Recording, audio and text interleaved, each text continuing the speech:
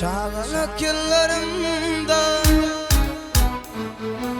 çağlalık yıllarımda bile oka oynardık. Ketetini öyküledik, gülüşüp yayınardık. Ketetini öyküledik, gülüşüp yayınardık.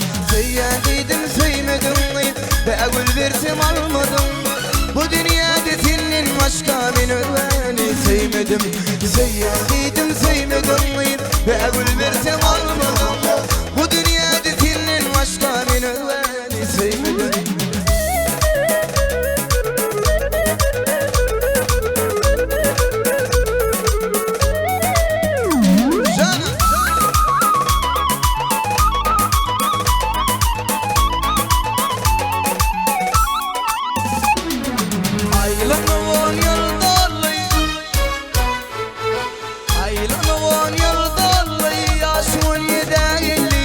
Cemalına hayran olup kalbim sevden aldı. Cemalına hayran olup kalbim sevden aldı. Söyledim söylemedim, gül versem almadım. Bu dünyada senin başka beni sevmedim. Söyledim söylemedim, gül versem almadım. Bu dünyada senin başka beni sevmedim.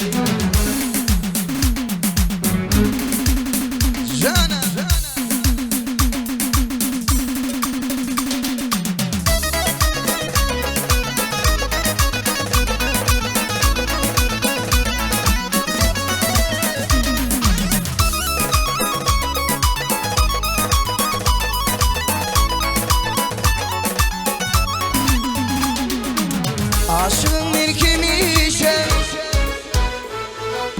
aşığın bir kimişe, geceler giren gişe. Ardımda kalanım bile bağıtta yaşa. Ardımda kalanım bile bağıtta yaşa. Söyledim söylemedim, gül versem almadım. Bu dünyada senin başka beni sevmedim. Söyledim söylemedim, gül versem almadım. Bu dünyada senin başka beni sevmedim.